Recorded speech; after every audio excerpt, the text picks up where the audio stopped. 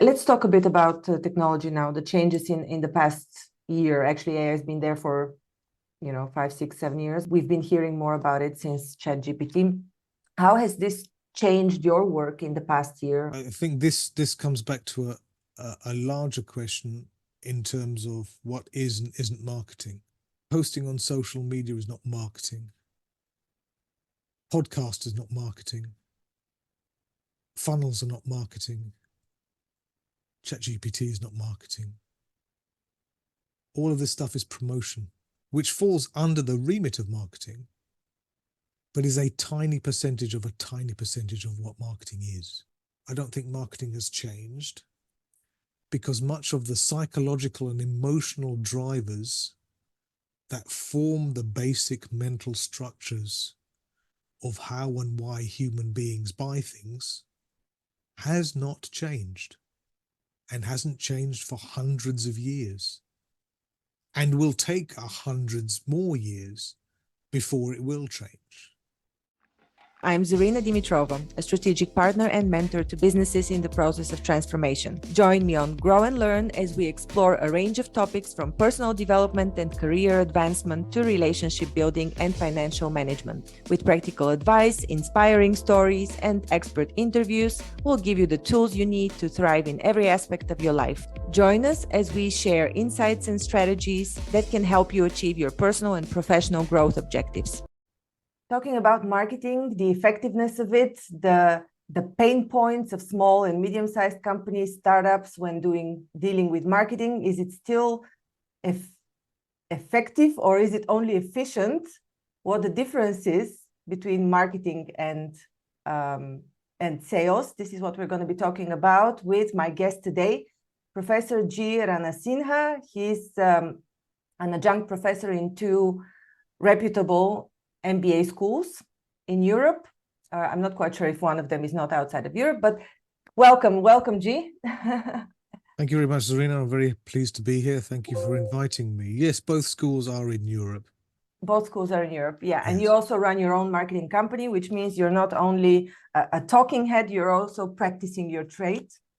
Well, I think there's a danger to listening to people who teach who don't have recent first-hand experience of what they're teaching. I agree. Especially in business subjects, of which obviously marketing is included. I think unless you're at the coalface and actually interacting with clients and dealing with the highs and lows of business, I don't think you're doing your students as good a service as you should be. Because otherwise, you get into this little academia bubble where it's like a time machine. Everything stops, and the world is continuing to evolve, but what you're teaching has stopped evolving. And so there's a danger of what happens is you produce what I call educated fools. So, there are people who've got their MBAs or doctorates or whatever else, and they're very highly qualified and can quote chapter and verse of any particular business or marketing book you care to mention, but they've been insulated about the latest trends or expectations within the industry which they're going into. So I think any teacher should still have one foot in the outside world, if you like. I think the majority of professors, at least what I remember from doing my MBA, they were also consulting companies or having their own practices outside of teaching. So I think it's a practice now to... Okay, that's not my experience. Not your experience? Okay. Maybe it's just the schools I teach at. I don't know. Could be. Yeah. Okay. But it's that's not my experience. Anyway, yeah, that was just to clarify. And I'm an adjunct professor, so I only do it part-time. It's not my full-time job. My full-time job is running the marketing agency, which we've been doing for the last 16 years. Yeah. That's my day job. That's my real work. All right, great. The teaching is really it's an outlet, really. It's something to give back if you like, for to advance the knowledge, and to get people to think a little bit as they're coming to the end of their studies, to be more useful when they come into full-time employment. And this only came about because I was continually trying to get interns and newly qualified students into my department, and they had fantastic CVs and great academic qualifications, but on their first day of work I couldn't give them anything interesting because they just didn't have any real world experience that I could utilize from day one. So you'd have to give them losers jobs, cleaning databases and stuff. I mean, which is ridiculous. And so a friend of mine who also teaches at a number of universities put my name forward, and I said, look, I can't teach. I've never taught before. This is not the sort of thing that I can do. And she said, look, you're always moaning that the quality of graduates that you're getting is ridiculous. So here's, a chance for you to sort of change that. So, basically she's told me to put my money where my mouth is. So I said, okay, I'll give it a go. And that was 10 years ago. And it's quite interesting because I'm still in touch with some students, even from that very first year. We keep in touch, and it's not unusual for past students to get in contact with them and say, can you send me the handouts from like the third lesson that we had, because I was just having a conversation with my boss and some of the points I remembered from our lessons that I'd like to use to show my boss. And this is like years later. So yeah, that's the sort of thing that sort of keeps me doing that sort of stuff. Certainly not for the money. Are you struggling to make the right decisions for your business? Do you find yourself constantly changing strategies without seeing any significant impact? Join my free 60-minute session designed to unleash your genius and empower you to make brilliant decisions. Here's what you can expect to learn from the Genius Decision Making class. Activate both your logical and creative minds simultaneously to solve problems effortlessly. How to identify prime strategies for growth and profitability using your genius mind. Collaboratively construct profitable business models and strategies. Don't miss the opportunity to elevate your decision-making skills and drive growth in your business. Sign up on the link below or go to business-intuition.com for more information. So marketing is developing, but still there are some basics that remain where people come back to you and say, give me this information. How has marketing evolved in the past 15 years, where you've been doing this at the marketing agency, Texino, which is your marketing agency that you don't like to call marketing agency, for 15 years. Can you talk to us a little bit about why you don't like to call it a marketing agency? And I like to call it a marketing agency. It's just that I don't like to call it a digital marketing agency. Because I push back on the idea that we're a digital marketing agency because for a number of reasons. One of the reasons is I think using the word digital in 2024 is superfluous because everything is digital. Right. TV is digital, billboards are digital, print is digital. So it's just seems to be a misnomer.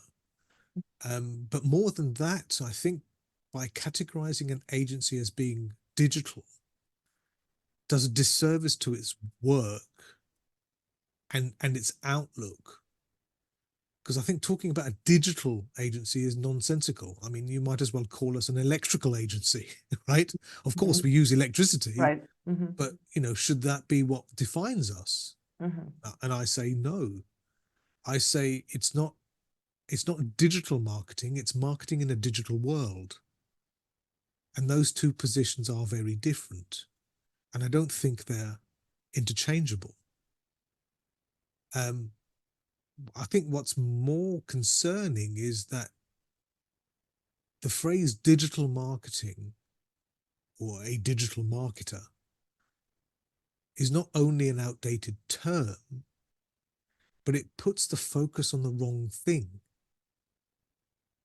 I mean, for us, and it's not just us, I mean, there are others who think the same way. We're a marketing agency that uses the most appropriate channels of communication to address a particular target audience group. And that's it. And, if that's a digital channel, then it's a digital channel. But if it's not, then it's not. And if you think about an agency or a person as being a digital marketer or a digital marketing agency, I think we might as well go back to, using web URLs and saying www. I mean, it's just ridiculous. I just don't think it's helpful. And I think it's worse than that, because are you familiar with Maslow's law, or the law of the instrument? A lot which of is instruments. No. It's better known as if all you have is a hammer, then everything looks like a nail. So what that means is that if you go to a company that specializes in Facebook ads, for example, and you explain the business problem that your organization has, they're going to come back to you and tell you that what you need is a bunch of Facebook ads, right? I get where you're going, right? If you go to a web design agency and you're saying, I'm not getting enough traction, they're going to say, well, you need a new website, right? Okay. And so having a digital first mindset automatically precludes you from looking at perhaps the most appropriate or a more appropriate channel for the ICP that you're targeting. Sorry, the ideal customer profile, ICP, that you're targeting. Digital is not a descriptor. Digital is not a noun. It's not even an adjective. It's a channel, right? You don't, do you call yourself a print marketing agency? No. So why separate digital from print? And I think it's endemic even within the corporate world. You often see even people who ought to know better, such as large publishers, magazine publishers who do a magazine, a printed version, on paper, as well as an online version. Those two teams are separate and don't talk to each other. You have the digital department and the print department. But all we're talking about is the dissemination of content. The content is the same. So why are we dividing organizations by the chosen channel of engagement? Just seems ridiculous. I don't know. I would suppose it's only for production purposes, but maybe there's more behind. Well, you're just repurposing existing content, which is a technical issue. It's not a human issue. Yeah. And technology can solve that. It's been able to do that for 20 years. Let's talk a bit about technology now. The changes in the past year. Actually, AI has been there for 5, 6, 7 years, or more. I don't know exactly, but we've been hearing more about it since ChatGPT. How has this changed your work in the past year, or the way you approach marketing, the type of client requests that you're getting? Okay. I think this comes back to a larger question in terms of what is and isn't marketing. Posting on social media is not marketing. Podcast is not marketing. Funnels are not marketing. ChatGPT is not marketing. All of this stuff is promotion, which falls under the remit of marketing, but is a tiny percentage of what marketing is. And like you, I keep reading pretty much on a daily basis. Total BS. Do you see I pulled back? See, I didn't say the bad word. Okay. Feel free. Right. If we're in a free BS space, feel free. written by people who haven't got a clue what they're talking about the base premise is, oh, marketing has totally changed. It's never going to be the same again. And I totally and unreservedly reject that premise. Firstly, because, like I say, these people don't know what marketing is and they're confusing it with promotion, which is a tiny percentage of what marketing is. Okay. And they're not looking at marketing in its proper sphere of influence, which is concerned as a primary business function. Secondly, I don't think marketing has changed because much of the psychological and emotional drivers that form the basic mental structures of how and why human beings buy things has not changed and hasn't changed for hundreds of years and will take hundreds more years before it will change. Now, what has changed, of course, are the tactics. I totally appreciate that the tactics that we're using today are completely different from what we were doing 20 years, 10 years, 3 years ago, okay? But ultimately, the challenge of understanding buyers, the strategic questions of targeting, positioning, and objective remain pretty much the same as they always have done.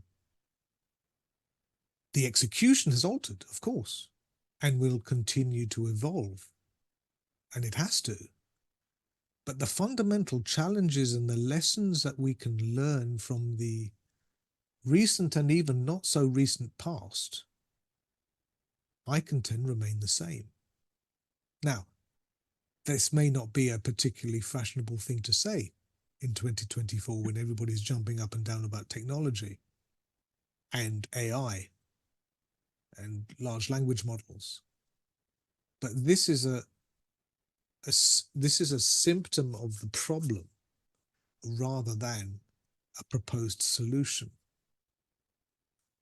Because I firmly believe that marketing, most of what passes today for marketing, is in crisis. And it's in crisis for at least two reasons, which are quite different other than themselves, but they are nonetheless connected. And number one, I think marketing is in crisis because even going back 20 years, I think the whole area of marketing is ideologically disliked in the higher echelons of business, the C-suite, the business managers, the business owners, senior management. Because it's based on disliked. neuroscience, or why do you think it's disliked? Because it's not super hard science. Because of it's because that, and there's a number of reasons. Mm-hmm. I think one of the main reasons is if you look at any other department within the business, everything is based upon known outcomes, quantities, and inputs and outputs. Okay. So if you think of manufacturing, right? Mm-hmm. If you're making widgets and each widget is costing you 5 cents and you can create more efficiencies by technology, by automation, by reducing raw materials costs, by reducing energy costs, all of these things. And there's a clear causation Right. to what you're doing. Mm-hmm. You change something at one end and eventually at the other end, there is it's just a cost. and her. Yeah. It may be a cost, but it's a clear, tangible, rational end point, which is directly attributable to the input, right? Mm-hmm. And as you turn this dial here, something happens at the other end, and Yeah. these two are interrelated. Yeah. And that happens with pretty much every other division within the business, except marketing. And the reason is because in marketing, we're not dealing with predictable, rational, logical outcomes. We're dealing with experimentation. We're dealing with behavioral drivers. We're dealing with contextual influences. The way somebody feels about purchasing something can be totally influenced by context, by things around them that influences their decision, right? Mm.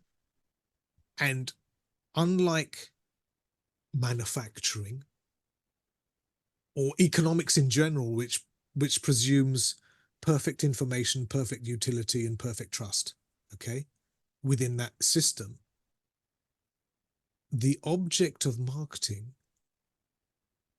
the objective of marketing, the target of marketing is not a perfectly logical and rational outcome, because human beings are not rational in any sense of the word. We don't always do what we think. We don't say what we do. We don't necessarily act logically or rationally.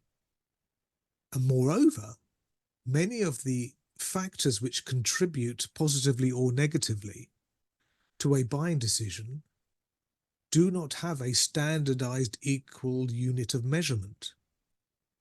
Right? If you deal in engineering terms, 1 + 1 is always 2. Okay, it's never more, it's never less.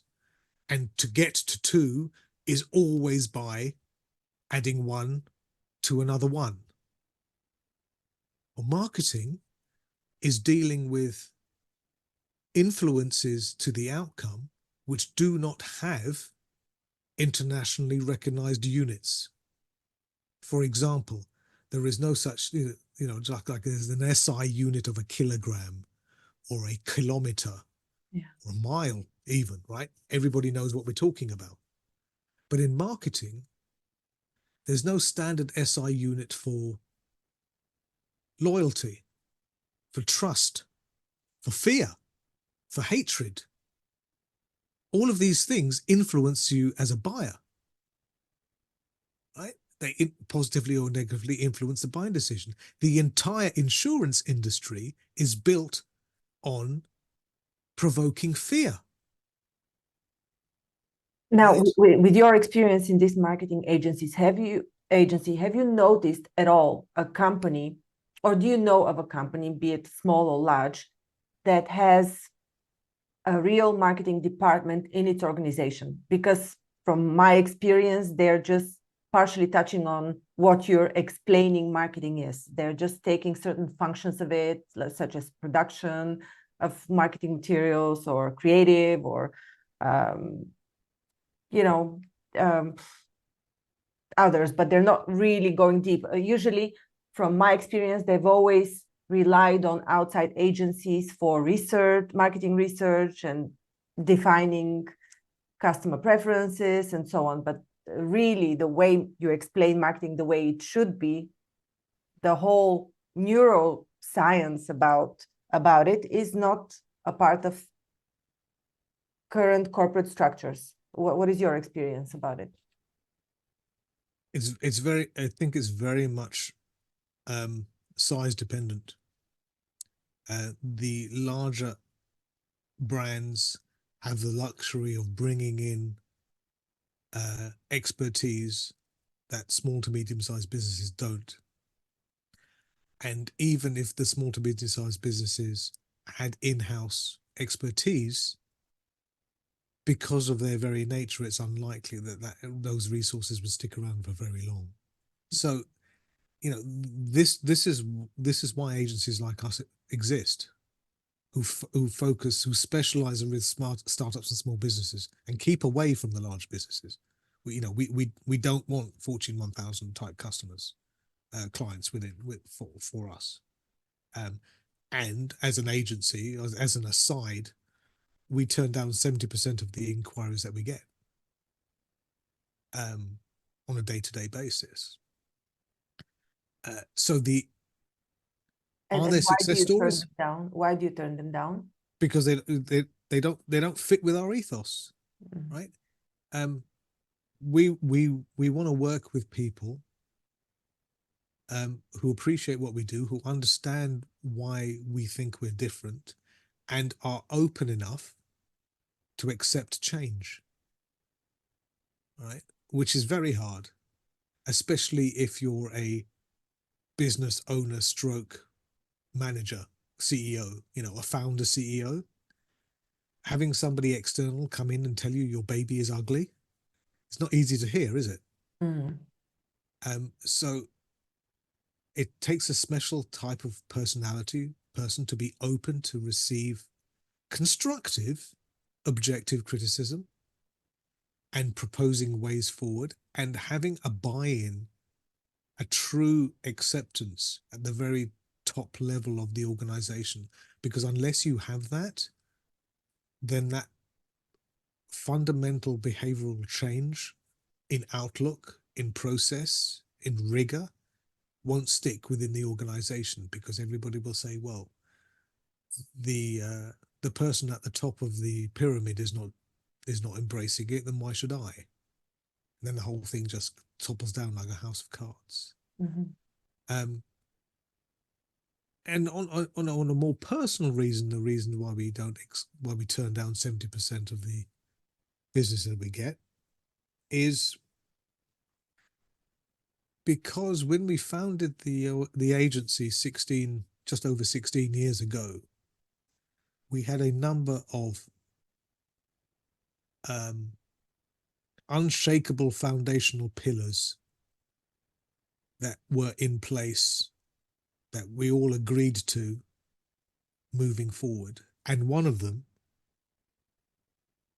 was not to work with a-holes. Okay? I'm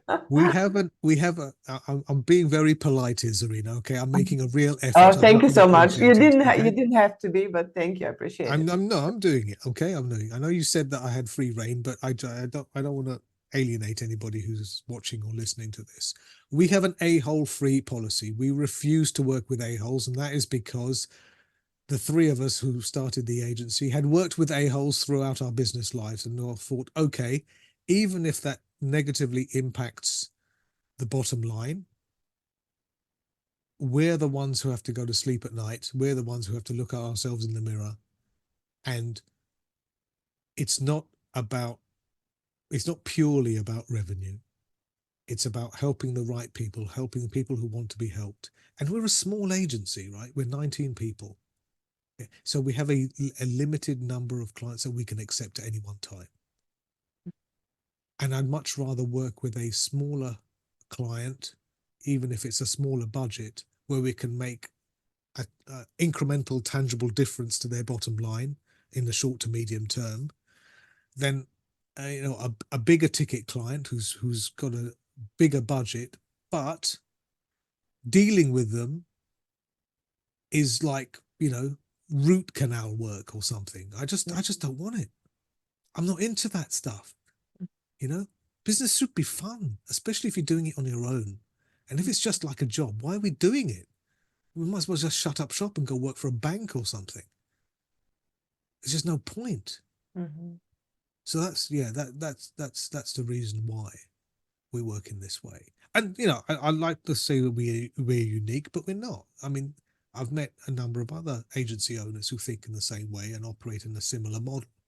Maybe not as vocal as I am, and they'll use other excuses as to why they don't accept particular client work. But life's too short. I've really just come round to the realization that it's just too short to work with people who don't appreciate what you're trying to do. And it's not the way that we work with clients, it's not a supplier-vendor relationship. It's a partnership, and it really is. And quite often my calls with business owners turns into a therapy session, because as you know, I don't need to tell you, entrepreneurship is a very lonely place to be. And there are things that you can tell your partner, but there are things that you can't. But there are things that you can tell someone who's been where you are or is where you are, who can appreciate, your aims, your goals, your worries, your fears in a much more rudimentary way that resonates at a foundational level. That's right. I find that podcasting is therapeutical. It very much is. Yes, I think so. Right. And I think the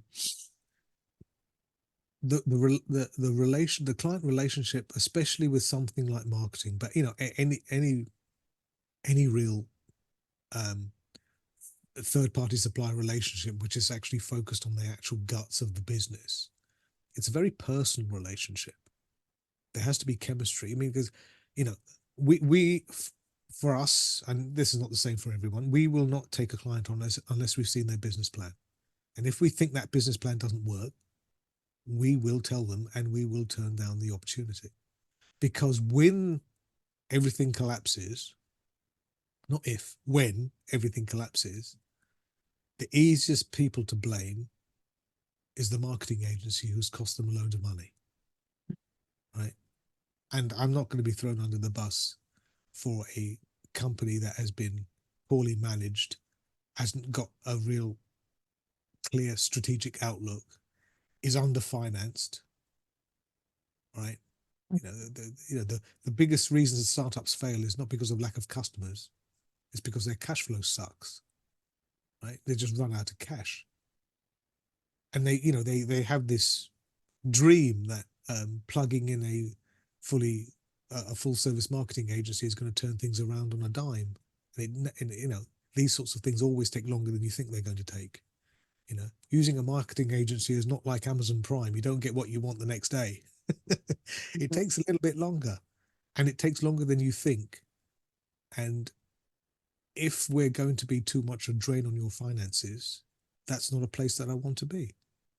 I don't want you looking over your shoulder, wondering whether you're going to make payroll this month because of what you see as a additional cost to lead generation for your business. That's not what I want to do.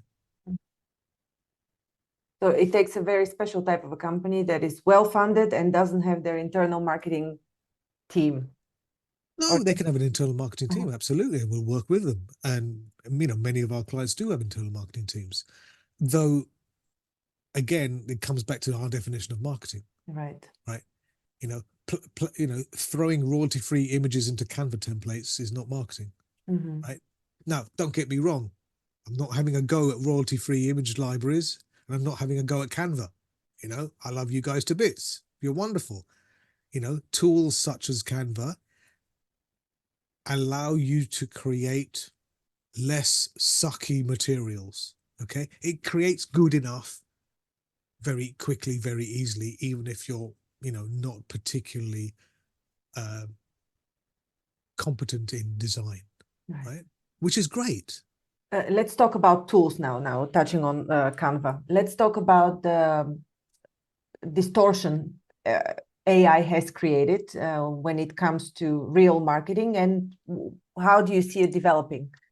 How do you see marketing related AI developing, and also marketing in general, considering that AI is now a part of it? Okay, firstly, AI has been around for 25 years. Okay, so AI didn't start 2 Decembers ago with ChatGPT. Right. AI has been going for, and AI is a misnomer anyway. AI is just software. Right. That's all it is. Right. Its programming sources are much wider and much deeper, but at the end of the day, it's a bit of software. Okay. And we use AI every day. Okay. And it's a great way of ideation and iteration, because you don't need to start with a blank page anymore. Okay. But you have to take in consideration that the conversation that's taking place is based upon previous ideas. There's nothing original coming out of AI. It's using samples. It's just like really bad rap music from the 80s, where everybody was using sampled music from somebody else. You know, James Brown made a fortune from royalties for people sampling his music and using them in rap music. Okay. There's no original output from AI. Okay. The chances that you will get something fresh and original using AI prompts is extraordinarily small. Where AI scores is on large data processing sets. So sorting out customer qualitative and quantitative analyses is great. AI for coming up with cures for cancer, or sorting out large data sets, which would take humans, years, decades to do. Stuff like that. Fantastic. Right? Anything creative, what's happening based upon what I've seen in the last 15 months, it's just fueling more mediocre work. Because if you're using AI to create, all you're doing is combining ideas from what's already out there. And as we know, what's memorable, what resonates in marketing, is differentiation and distinctiveness. And you can't be differentiated if everybody else is using the same tool sets as you are. Right? Everybody's coming from the same point. Technology isn't the answer, right? The real advances in marketing in the next 5 years are not going to be driven by technology. They're going to be driven by psychology, right? We're all focused on what makes AI work, what makes Canva work, what makes social media work. No, it's the wrong question. We should be asking ourselves, what makes a customer work? How does that customer work? What do we need to focus on? How do we craft our messages? How do we craft the creative execution to create those memory structures to the point where the customer recalls our brand at the point of purchase? Because that's all it is. Marketing is not about using tools. It's not about AI. It's about getting people to buy stuff. That's it. If businesses didn't have to have a marketing department because they had customers buying their stuff, they wouldn't have it. It doesn't need to exist. We are all salespeople, and there are lots of people who work in marketing who have an issue with that, in which case they need to get out and move over to people who do accept the point of marketing is to generate a tangible commercial result. That's it. It's not about comments or likes or shares or any of that nonsense, right? Oh, but we got 2,000 page views yesterday. Great. How does that convert into sales? And how does it convert into what you did when you didn't do whatever you were doing? And this comes back to the efficiency and effectiveness argument.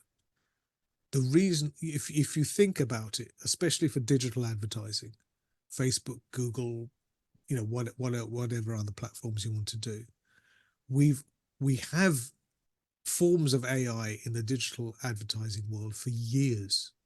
Certainly 5 years, probably 10 years, maybe even longer. We've had programmatic advertising, which dynamically places ads to particular publications. Okay. We have consumer audience targeting, looking at demographics, psychographics, geolocation, interests, all of this stuff. We've had all of this stuff for years. Yet the effectiveness of digital marketing continues to fall. So clearly, it's not a technology problem, is it? Technology isn't the issue. Even Google, Do you think there's saturation of it, or because there's the other argument that the more you see something, the more you like it, such as just as an example, and no offense there, if people were in let's say people in California, women are known to be undergoing a lot of surgical procedures in California for beautifying, right? So if you were to go to LA, you would see that, let's say, 50% of the women have done something to enhance their beauty, right? And it would be I'd accepted say by it's, in LA, it's probably about 50% of men as well. I wouldn't single out women. right, whatever. Right. Yeah, of the population. Yeah. Yeah. So if you were a foreigner going there, you would notice it as something different. It would strike you. But if you were to live there, it would be like something normal for you. So I perceive it the same way as common or like flooded material coming from all kinds of automatically generated, easy access digital tools that people use for promotion, right? So the more you see them, depending on whether you're saturated with them, like you perceive them as something normal, or it strikes you if you're new to them. But at some point you get saturated and you don't notice it as novelty, such as if you're a resident of LA. So are you following me? Kind of. Kind of. Yeah, not really. If you're talking about cadence, frequency of advertising, certainly it's very I'm important. talking about the aspect, the second, not the rudimentary psychology of people, but the secondary aspect of mind programming, such as when you hear a song too often, you start liking it. At some point, you may reach saturation where you start disliking it, but there's a point of liking it because it's repeated too often.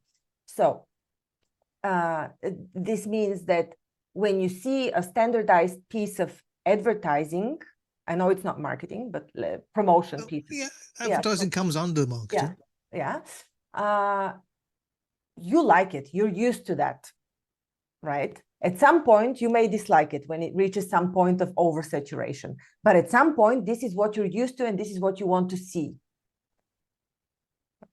Are you following me? Yeah.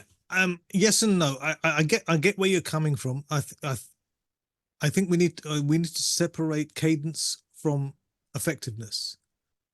So simply showing a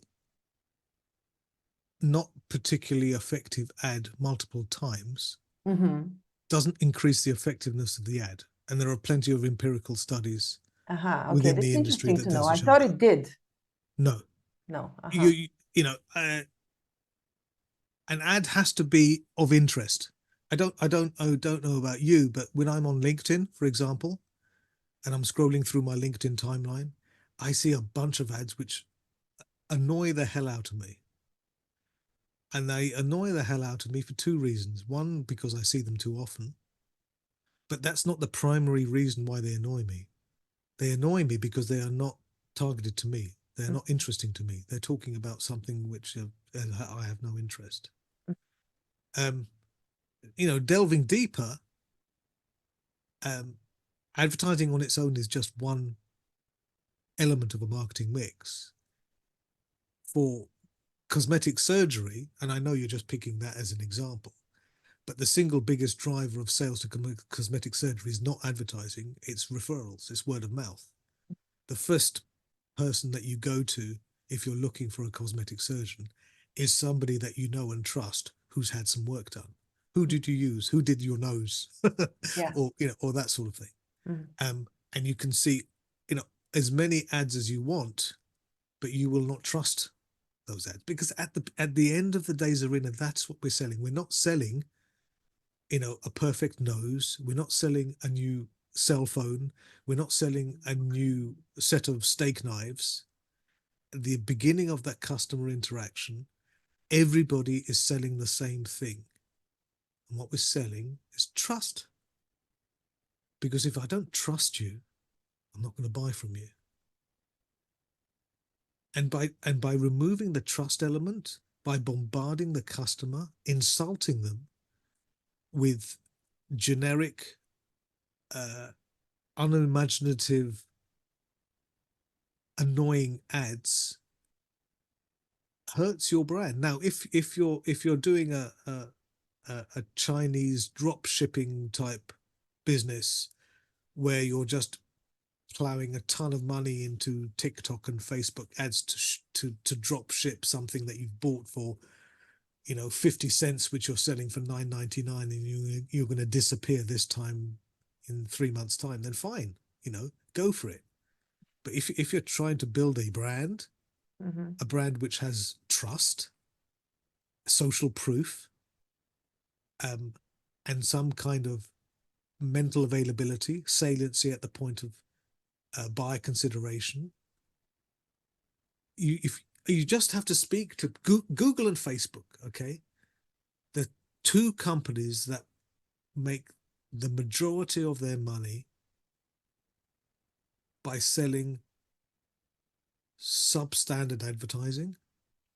Even they say that the single biggest determinant factor to success for ads is the creative execution. Even these guys say that. And those guys have the data. Absolutely.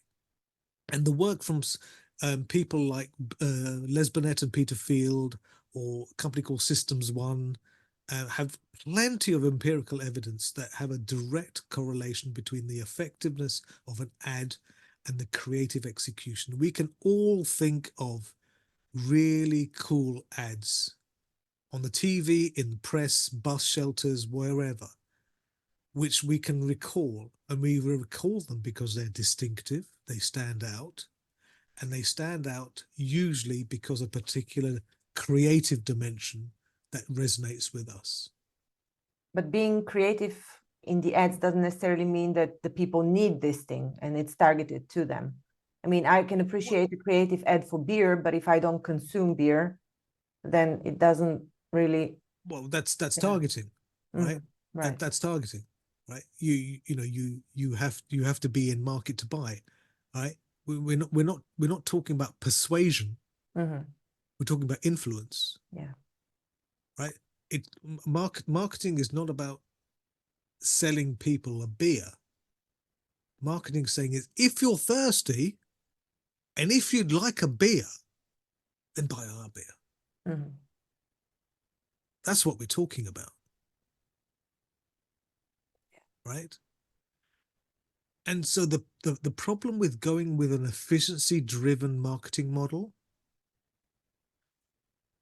well, if I can, and I know we're coming to the end of our time together, but if I can just quickly give you my definition of efficiency and effectiveness, just to clarify, okay? Because I think it's all very well talking about these things, but if we're at different stages as to what these terms mean, then it doesn't really make sense, okay? Right. So when I talk about effectiveness, the way I categorize effectiveness, define effectiveness, is how well we do something in achieving our goal, right? How successful we are in delivering on what we set out to do. Okay. Efficiency, in contrast, is a ratio. Efficiency is about how much input you provide to deliver a particular output. So since efficiency is about reducing input, it may be resources, it may be money, it may be both, it may be other things, okay? And when you get businesses trying to drive an efficiency-based model for marketing, like they would do for production, manufacturing, or all these other things, what you get as a result is a piece of marketing that is devoid of any emotional resonance, salience, memorability. It's like the ultimate conclusion to an efficiency-based model is that you don't need to have any marketing. You just need to list the features as bullet points, and that's it. You're taking away. It's a purely pragmatic approach, which clearly doesn't work, because the way we buy anything that we buy, well, apart from commodity items, right? Paper clips, I don't really care which manufacturer of paper clips, staples, right?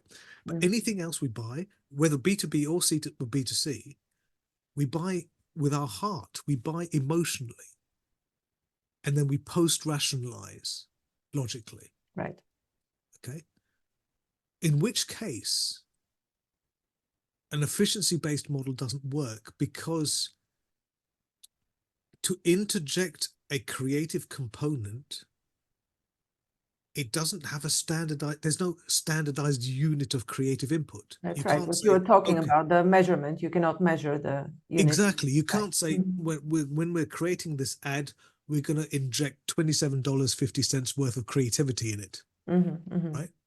You can't do that. So what happens, and you've seen it as well as I have, what happens is you see marketing output, which is generic, which if you see marketing output by multiple providers within a category, that if you covered up the logo, it could apply to anybody within that category. The very opposite of differentiation. So if we know this, and we know that people pay attention, there's the thing called the Ron Restorff effect, right? People pay notice to things that stand out. Okay.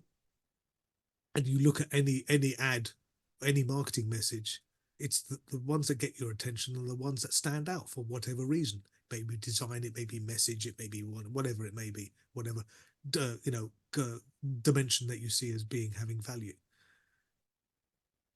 So if we know this, why are we wasting our time spending smaller amounts on greater reach when we could do a more effective end result by spending the same, maybe even spending less, possibly spending more, but actually generating a tangible business result that you can directly attribute to the efforts that we've got? Because, there's also, we can talk about ROI and how we're measuring all of this stuff, but I'm looking at the time and I'm pretty sure that you're going to tell me to stop. But yeah, we're measuring things all wrong, because we don't compare things. We compare things we compare things at a much too granular level, and we don't compare things to the status quo. So we can't get a true ROI on any of this stuff. This has been insightful, very insightful. I'd be happy to go deeper in another conversation when we can talk about ROI and anything you'd like to discuss that goes deeper into the rudimentary part of marketing, the behavioral side of marketing. I'd clearly be enjoying a podcast lecture on the topic. I'd be happy to do that. That'd be great. Fantastic. Thank you so much for this talk. I'm running out of time today, so I understand. but yes, this gives us another chance to meet again and go deeper in the subject. So where can people find you if they want to work with you and see what your marketing agency is about? Well, like everything, it starts with a conversation. So the easiest way to reach out to me is on LinkedIn. You can find me on LinkedIn. There's only one G Ranasinha on LinkedIn, so you can't conflate me with somebody else. Otherwise, obviously the website is kexino.com, KEXINO.com, and you can email or fill in the form on there, and somebody will get back to you within one business day, guaranteed. Fantastic. Thank you so much. Thank you for the invitation. I do appreciate it. I do appreciate all your input and insights. It was very encompassing and revealing about the times we live in through the eyes of marketing. Thank you. It's very kind. Are you struggling to make the right decisions for your business? Do you find yourself constantly changing strategies without seeing any significant impact? Join my free 60-minute session designed to unleash your genius and empower you to make brilliant decisions. Here's what you can expect to learn from the Genius Decision Making class. Activate both your logical and creative minds simultaneously to solve problems effortlessly. how to identify prime strategies for growth and profitability using your genius mind. Collaboratively construct profitable business models and strategies. Don't miss the opportunity to elevate your decision-making skills and drive growth in your business. Sign up on the link below or go to business-intuition.com for more information. Thank you for listening to Grow and Learn. We hope that you found our podcast informative, engaging, and inspiring.